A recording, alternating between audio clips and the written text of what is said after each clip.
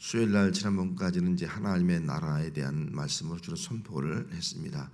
이제 예수님이 사역, 특별히 예수님이 기적을 행한 것을 몇 주 동안 한번 살펴보려고 합니다. 그래서 오늘은 물로 포도주를 만드신 기적에 대해서 말씀을 드리려고 합니다. 먼저 프로젝트가 안 뜨나요?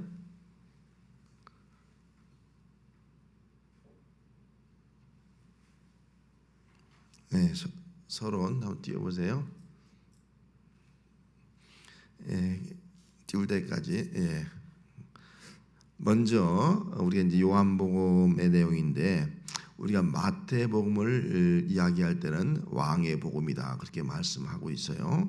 왜 왕으로 오신 그리스도, 그래 왕의 복음 그렇게 말씀하신 이유가 무엇이냐면은 마태복음 1장 1절에 아브라함과 다윗의 자손 예수 그리스도의 세계라. 아브라함과 다윗은 왕이에요. 그래서 예수님이 이 땅의 왕으로 통치자로 또 하나님 나라를 이룰 자로 오신다는 의미를 가지고 다윗의 자손으로 이 땅에 오셨다. 왕으로 오신 그 예수 그리스도, 그래서 그분을 통해서 하나님 나라가 이루어질 것이다 하는 의미로 마태복음이 강조가 되어져 있습니다.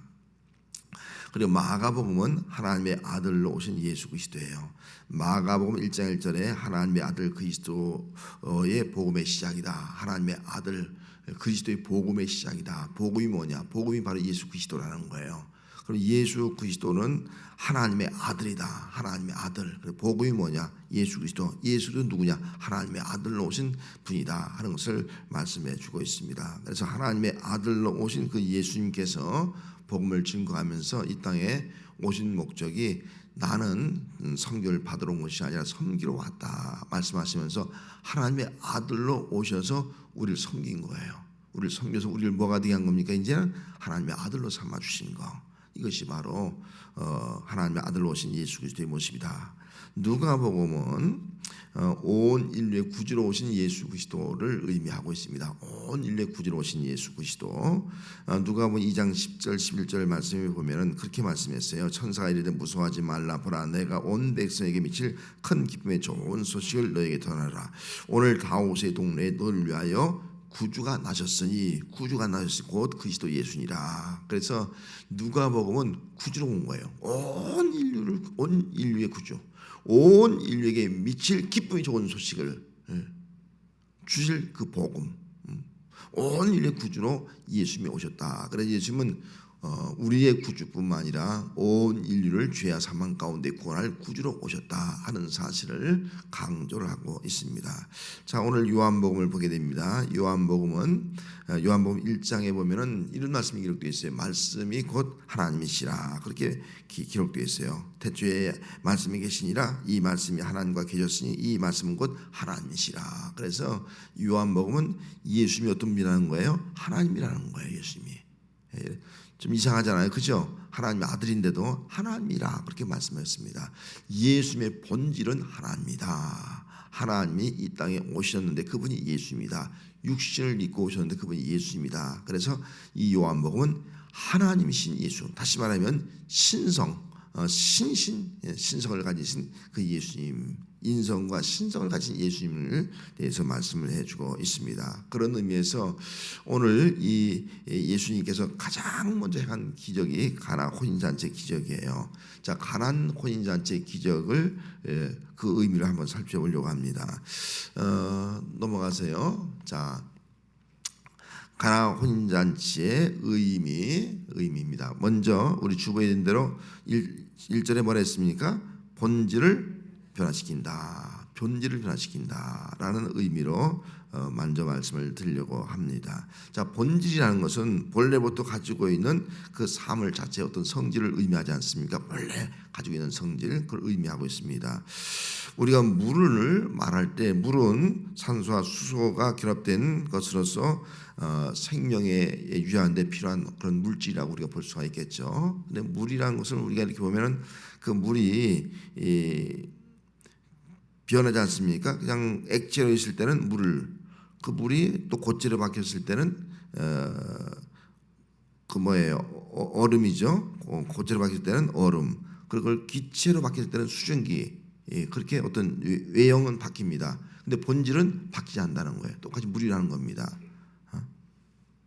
그래서 이 본질은 바뀌지 않는데 그 외형은 지금 바뀌고 있다는 사실을 우리가 알 수가 있습니다. 외형은 바뀌어도 본질은, 물이라고 하는 본질은 바뀌지 않고 있다 하는 사실을 우리가 알 수가 있습니다. 자, 이렇게 물의 본질은 변화되지 않는 것이 원리인데 물이 본질이 바뀐 거예요. 물이 포도주가 된 거예요.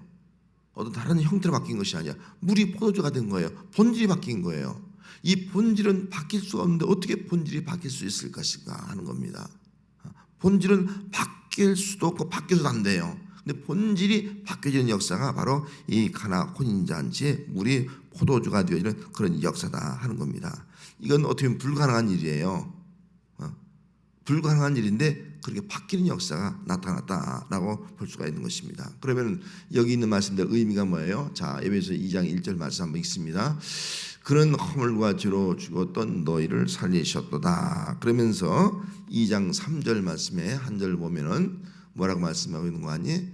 3절 읽습니다. 전에는 우리도 다 그 가운데서 우리 육체의 욕심을 따라 지내며 육체의 마음에 원하는 대로 하여 다른 일과 같이 본질상 진노의 자녀였더니, 본질상 뭐라고요?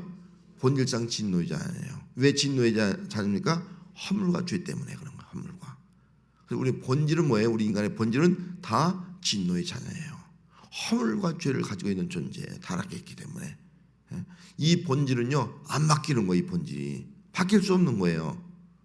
그래서 이 죄인이 의인이 될 수 있느냐? 절대로 죄인이 의인이 될 수가 없는 거예요. 우리 인간이 힘으로 안 돼요. 노력으로도 안 돼요. 행동으로 안 돼요. 돌을 닦아도 안 돼요. 과학의 힘으로도요 우리 죄인이 이 본질을 가지고 있는 허물과 죄를 가지고 있는 이 본질이 바뀔 수가 없는 거예요. 근데 이걸 바뀔 수 있는 분이 누구라는 거예요? 예수님이라는 거예요. 물을 포도주로 바꿨듯이 우리의 본질을 죄인을 의인으로 바꾸신 분이 바로 예수님이다 하는 것을 여기서 보여주고 있는 겁니다. 예수님이 이 땅에 오신 목적은요 우리의 본질을 바꿔주기 위해서 오신 거예요. 우리의 본질을 바꿀 수 있는 분은요 예수님밖에 없다는 거예요. 그래서 허물과 죄를 가지고 있는 본질상 진노의 자녀인 우리를 이제 바꿔서 우리를 변화시켜서 우리는 진노의 자식이 아니라 하나님의 자녀로 만들 줄 믿습니다. 허물과 죄를 다 사하시고 하나님의 자녀로 삼아 주신 것, 이것이 어찌 보면 가나 혼인 잔치에 예수님이 하신 사건이요, 또 본질을 바꾸시는 그 예수님께서 우리의 본질을 바꿔주신 그런 놀라운 사건이다라고 볼 수가 있는 겁니다. 여러분, 우리의 본질 바뀌지 않아요. 절대로 바뀌지 않습니다.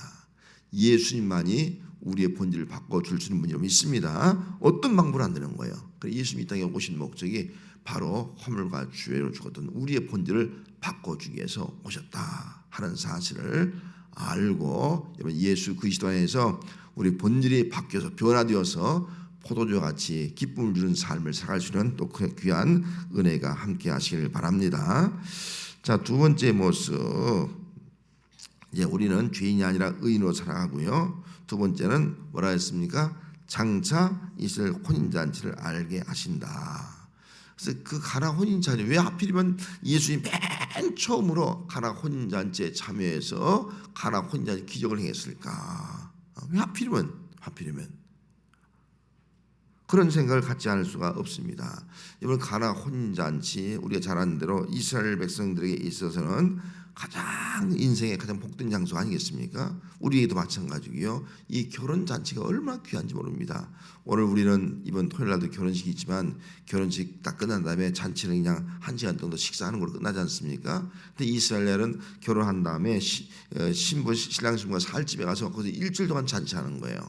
일주일 동안 잔치하면서 우리도 맛있는 뷔페 음식을 먹지 않습니까? 그래서 뷔페처럼 맛있는 음식을 먹는 거예요. 그 음식 가운데 가장 귀한 것 중에 하나가 바로 포도주였습니다. 그런데 그들이 이 혼인잔치에서 먹고 마시고 신부를 축하하는 그런 놀라운 자리가 그들의 자리인데, 그 포도주가 떨어지고 마는 거예요. 흥이 깨지고 마는 거예요. 거기 모인 사람들이 원망하는 거예요. 왜 포도주가 떨어졌냐? 원망하는 거예요. 잔치가 망치게 된 거예요. 그때 예수님께서 가나 혼인잔치에 참여한 것은 정말 잔치될 수 있도록 예수님을 통해서 진정한 잔치가 이루어진다 하는 것을 깨우치기 위해서 이 혼인잔치에 참여했다 하는 겁니다. 그래서 예수님은 어떻게 보면 우리에게 영원한 혼인잔치를 누릴 수 있도록 해준 분이 바로 예수님이다 하는 겁니다. 성경 말씀 마태복음 22장 2절 한번 읽습니다. 천군 마치 자기 아들 위하여 혼인잔치를 베푼 임금과 어떤 임금과 같으니. 천군 뭐라고요? 예, 혼인잔치예요. 예수님이 베푸시는 혼인잔치, 신랑 되신 예수님, 우리는 다 교회는 신부가 아니겠습니까? 그 혼인잔치와 같다라고 말씀을 하고 있습니다. 요한계시록 19장 9절 말씀도 한 절 읽으면 읽습니다. 천사가 내게 말하기를 기록하라. 어린 양의 혼인잔치에 청함을 받은 자들은 복이 있도다 하고 또 내게 말하되 이것은 하나님이 참되신 말씀이라 하기로. 복된 인생이 누구냐? 혼인잔치에 참여한 사람이 복된 인생, 행복한 사람인 줄 믿습니다. 오늘 우리 예수 믿는 모든 성도들은 다 이후에 혼인잔치가 있어요. 믿습니까? 그 혼인잔치에 참여하는 거예요. 이게 최고의 행복이에요, 이것이. 그런데 예수님이 없는 사람은요, 혼인잔치에 참여할 수 없는 거예요. 이 혼인잔치는 예수님을 통해서만이 베풀어지고 또 예수님을 통해서만이 우리가 혼인잔치에 참여하게 된다 하는 사실을 우리가 알고, 이 땅에 사는 동안 우리는 예수님을 잘 나의 구주로 모시고 또 신랑 되신 그분으로 모시고 신앙생활을 잘 하다가, 예수님은 신랑, 우리 교회는 신부가 아니겠습니까? 이후에 혼인잔치에 가서 정말 흠도 점도 없는 그런 깨끗한 모습, 가장 아름다운 모습을 가지고 우리 주님이 계신 그 천국에 올라가서 그 혼인잔치에서 영원한 즐거움, 영원한 그 행복을 누릴 수 있는 삶이 우리 예수 믿는 오늘 우리 성도의 삶이 되어야 할 줄 믿습니다. 그래서 예수님이 맨 먼저 가나 혼인잔치에 참여해서 기적을 행한 것은 가나 혼인잔치가 예수님을 통해서 이어졌듯이 예수님을 통해서 장차 어린 양의 혼인잔치가 있어질 것이다. 그래서 혼인잔치에 참여한 자가 정말 복된 사람이다 하는 것을 우리에게 알려주기 위해서 이 놀라운 기적을 행하셨습니다. 여러분, 예수님을 통해서 베풀어지는 어린 양의 혼인잔치에 다 참여할 수 있는 그런 거룩하고 정결한 신부들로 신앙생활 할 수 있는 은혜가 함께 하시기를 바랍니다. 자, 그 다음에 이제 교훈을 한번 보도록 하겠습니다. 교훈 첫째가 뭡니까? 예수님이 하나님의 아들이심을 나타냈다. 가나 혼인잔치는 예수님이 하나님의 아들인 것을 나타낸 사건이에요. 자, 4절 말씀 같이 읽습니다. 시작. 예수께서 이르시되 여자여 나와 무슨 상관이 있나이까 내 때가 아직 이르지 아니하나이다. 예수님이 맨 먼저 처음으로 이 기적을 행하면서, 어떻게 보면 요한복음에서는 이제 메시아로서의 사역을 행하거든요. 행하면서 자기 어머니를 향해서 여자여 그렇게 말했어요. 여자. 물론 여자란 말은 존칭어예요. 근데 여자여 말했습니다. 어머니 말하지 않고 여자여 말했어요. 그리고 요한복음 19장 26절 한 번 더 읽는다면은 기록되어 있어요.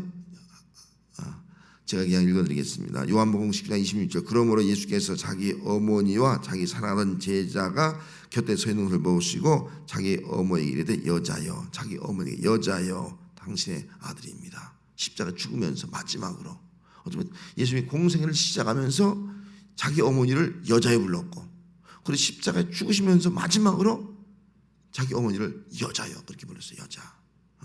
왜 여자라고 불렀겠습니까? 어머니라고 부르지 않고. 여자라고 부른 그 이유가 있다면 마리아는 어떤 존재라는 거예요? 죄인이라는 거예요. 죄인. 마리아도 여자 똑같은 인간 죄인이라는 거예요. 마리아는 우리 숭배의 대상이 아니에요. 천주교처럼 우리가 숭배하는 대상, 신성한 대상이 아니라는 거예요. 마리아는 우리 똑같은 죄인으로 구원받을 대상이다 하는 것을 우리에게 알려주고 있습니다. 그래서 여러분, 마리아를 숭배해서 안 됩니다. 마리아는 우리와 똑같은 죄인입니다. 구원받을 대상입니다. 성령으로 잉태했을 뿐이지 똑같은 구원의 대상이다 하는 것을 여기서 말씀해 주고 있고요. 이 말씀은 다르게 말하면 예수님은 요셉과 마리아를 통해서 결혼한 사람의 아들이 아니라 성령을 통해 태어난 하나님의 아들이다 하는 것을 말씀해 주고 있는 겁니다. 그래서 예수님이 여자요 그렇게 말하는데 마리아는 말로 거기에 대해서 어떤 반론을 제기하지 않습니다. 왜? 알잖아요. 예수님이 누군 줄 알아요? 성령으로 잉태한 하나님의 아들인 걸 알잖아요. 알으니까 이렇게 말해요. 그 다음에 이어서 가인에게 말합니다. 예수님이 무슨 말씀을 하든지 그대로 하라는 거예요. 예수님이. 왜? 마리아는 알잖아요. 예수님이 하나님의 아들인 거 알잖아요. 이제 공생애를 시작하는 거예요. 신적 사역을 시작하는 거예요. 이걸 알잖아요. 예수님이 무슨 말씀하든지 그대로 하라. 그렇게 말하는 것은 마리아도 예수님이 자기 아들이 아니고 사람의 아들이 아니고 하나님의 아들이다 하는 사실을 알고 인정하고 믿었기 때문에 예수님이 무슨 말씀을 하든지 그대로 순종하라 라고 말씀을 했던 것입니다. 정말 예수님은 하나님의 아들이요 신적 권능을 가지고 있는 분이기 때문에 예수님의 말씀대로 순종할 때 아구의 항아리에 물을 채우라. 그래 그 물을 갖다 주라. 순종할 때 정말 그 물이 변해서 포도주가 되는 그런 기적을 행하셨습니다. 신적 권능으로 행하신 기적이에요. 이 사건을 통해서 예수님은 하나님의 아들이다 하는 것을 알고요. 마리아뿐만 아니라 모든 사람 다 죄인이다. 예수님을 통해서만이 구원받을 수 있는 그런 죄인이다. 예수님은 하나님의 아들이 우리의 구주다 하는 사실을 여기서 확실하게 깨우쳐주고 있습니다. 여러분들 역시도 우리 천주교의 그 마리아를 숭배하는 신앙 우리 기독교는 절대로 가지면 안 됩니다. 마리아는 우리와 똑같은 여자 사람이에요.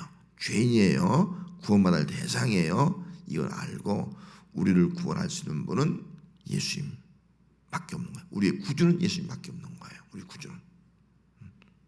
그리고 그 구주를 통해서만이 우리가 구원받을 수 있다 하는 사실을 분명히 알고 예수님만 나의 구주로 믿고 또 그분의 이름으로 기도하는 삶이 우리 모든 성도의 삶이 되어야 할 줄로 믿습니다. 자, 그 다음 문제 한번 읽도록 하겠습니다. 2번 예수님만이 근본 문제 해결자이다. 자, 가나 혼인잔치 문제가 발생했어요. 포도주가 떨어진 거예요. 자, 포도주가 떨어지면 말씀을 드린 대로 한참 잔치가 무르익는데 음식이 떨어지면 어떻게 돼요? 여러분 결혼 옛날 우리 시골에서도 잔치하지 않습니까? 지금 뷔페도 하니까 뭐 음식 떨어지는 거 없겠죠. 다 준비하니까 만약 뷔페집에서 음식이 떨어졌다면 난리 날 거예요. 난리 날 겁니다. 충분하게 음식을 준비하게 돼 있어요. 결혼잔치에서는 음식이 중요하고요. 포도주가 중요합니다. 그런데 사람이 너무 많이 왔는지 너무나 맛있어서 음식을 다 먹었는지 모르지만 그만 포도주가 떨어지고 말하는 거예요. 난감한 문제가 닥치고 만 겁니다. 그 당시에 갑자기 포도주도 어서 구할 수 없는 그런 형편이었습니다. 이런 난감한 문제에 이르게 되었을 때에 이것을 아무도 해결할 수가 없었던 거예요. 그 당시에 갑작스러운이기 때문에.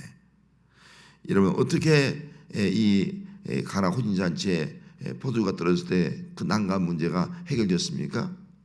해결된 방법이 뭐예요? 예수님을 초청했기 때문인 거예요. 그의 어머니도 초청하고 예수님과 그의 제자를 초청한 거예요. 아마 예수님을 청하지 않았다면 예수님이 가나 혼인잔치 현장에 없었다면요 문제를 해결할 수 없을 거예요. 그런 가나 혼인잔치는 그만 다 망가지고 무너지고 진정한 잔치가 될 수가 없었을 것입니다. 예수를 초청했기 때문에 그 예수님을 통해서 문제를 해결받을 수 있게 되었다 하는 겁니다. 여러분 우리 삶의 문제들이 있어요. 가정의 문제들이 있어요. 인생의 문제들이 있어요. 여러분 누가 해결자예요? 예수님이 진정한 해결자인 줄 믿습니다. 예수님이 해결자라는 거예요. 우리 죄, 사망의 문제, 인생의 문제 해결자는 예수님이라는 거예요. 그럼 예수님이 어디 계셔야 돼요? 우리 초청해야 돼요. 예수님이 우리 삶 가운데 있어야 된다는 거예요. 예수님을 초청하지 않으면 해결할 수 없는 거예요. 여러분 항상 우리는 예수님을 초청하고 예수님이 나의 마음속에 계시고 또 내가 있는 우리 가정 속에 계시고 나의 삶 속에 계실 때에 힘들고 어려움을 당할 때 예수님이 계신 거예요. 그분을 통해서 문제 해결받는 그런 삶을 잘하는 성도가 되시기를 바랍니다. 예수님은 인생의 문제 해결자이신 줄 믿습니다.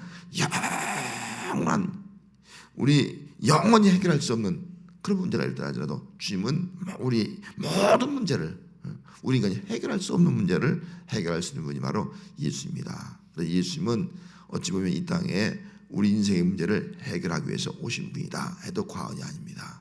여러분 인생의 문제에 꼭 예수님을 초청하고 예수님께 기도해서 예수님께 해결받는 삶을 살아가는 그런 성도가 되어야 할 줄로 믿습니다. 자, 그다음 마지막 세 번째 한번 읽습니다. 시작. 예수님의 영광을 나타내셨다. 가나 혼인잔치의 목적이 뭘까? 결국 예수님의 영광이에요. 자, 11절 말씀 같이 읽습니다. 예수께서 이 첫 표적을 갈릴리 가나에서 행하여 그의 영광을 나타나심에 제자들이 그를 믿으니라. 제자들이 그를 믿으니라. 그렇게 말씀했습니다. 자, 예수님께서 이 요한복음에 보면은 처음에는 다 그 세례 요한을 따라다니는 사람들이었어요. 세례 요한이 지거합니다. 보라 하나님의 어린 양이다. 그러면서 예수님이 이제 세례를 베풀고 또 세례 요한에 지었던 사람들이 예수님을 따라하게 되지 않습니까? 또 빌립과 나다니엘이 부를 때 그 예수님을 보고서 이분이 정말 메시아다 하는 것을 알게 됩니다. 그러면서 이 가나 혼인잔치를 통해서 예수님이 정말 메시아다 하는 것을 분명히 제자들이 믿게 하는 거예요. 그래서 이 사건을 통해서 제자들이 예수를 믿게 되는 거예요. 예수 메시아다, 메시아다. 하나님의 아들 메시아다, 이스라엘의 임금이다 하는 사실을 분명히 믿는 역사가 바로 이 가나 혼인잔치 첫 번째 기적을 통해서 나타나게 되었습니다. 오늘 보면 읽은 대로 자 2장 11절 다시 한번 읽습니다. 예수께서 이 첫 표적을 갈릴리 가나에서 행하여 그의 영광을 나타내심에 제자들이 그를 믿으라. 뭘 나타내는 거예요? 영광. 표적은 뭘 나타내는 거예요? 영광. 모든 기적은요 다 하나님의 영광, 예수님의 영광을 나타내는 거예요. 모든 것은, 모든 기적은.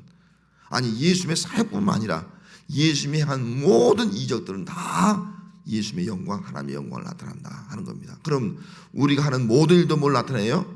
우리도 그 하나님의 영광을 나타내는 거예요. 우리 먹든지 마시든지 하나님의 영광. 내가 직장생활 하든지 또 내가 어떤 일을 하든 간에 하나님의 영광. 그것을 위해서 하는 것이 우리 신앙생활이 되어야 하는 겁니다. 예수님이 이 가나 혼인잔치 첫 표적을 통해서 놀랍다. 예수님이 어떻게 이런 일을 행하실까? 그 표적을 통해서 예수님 자신의 영광을 드러내는 거예요. 자신의 영광을. 우리는 우리 자신의 영광을 우리가 드러내면 안 됩니다. 예수님의 영광을 드러내야지. 예수님이 자신의 영광을 드러내는 거예요. 왜 드러냈습니까? 예수님이 누구라는 거예요? 하나님이라는 거예요. 하나님이라는 거예요. 예수님의 영광이 하나님의 영광이라는 거예요. 그래서 우리가 성경 이 앞절에 가서 보면은 요한복음 1장 14절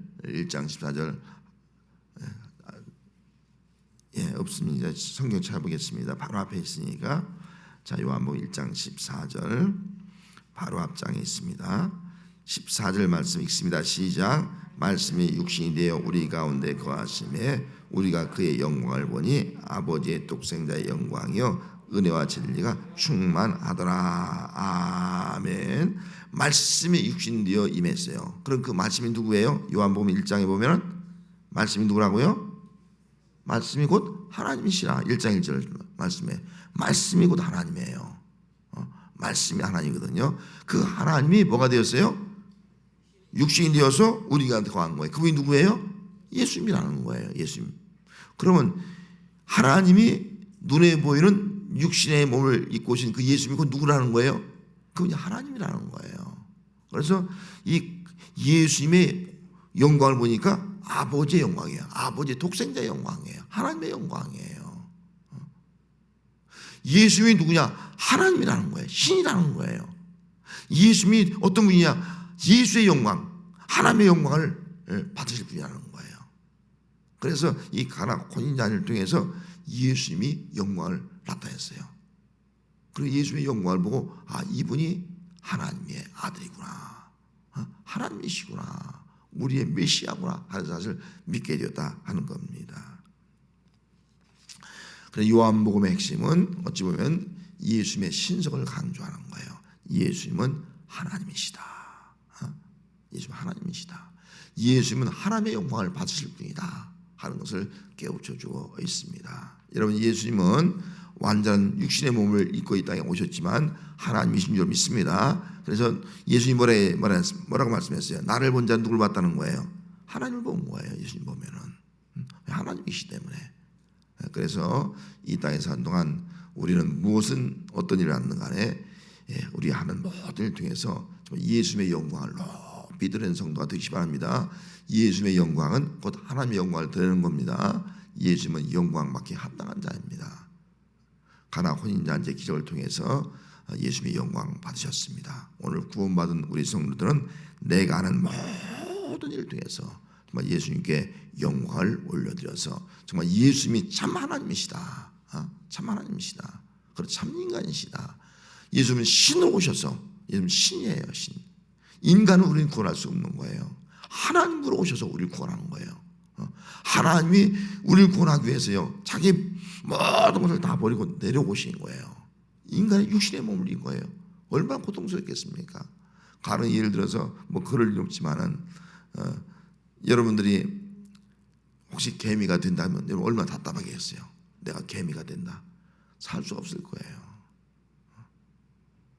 하나님이 우리 인간의 몸을 입고 오셔서 우리를 구원해서 예수님이 영광스럽게 되었듯이 우리도 하나님의 영광 가운데 이르도록 하기 위해서 이 땅에 오신 그 주님을 생각할 때 얼마나 감사한가, 이걸 우리가 기억하면서 우리들도 예수의 이름의 능력 가지고 자라가고, 그리고 예수님의 어떤 기적도 우리가 또 체험하면서 우리의 모든 삶의 영역을 통해서 예수님의 영광을 높이 드리는 삶을 살아가는 신앙이 오늘 우리 예수 믿는 성도의 신앙이 되어야 할 줄로 믿습니다. 기도하겠습니다.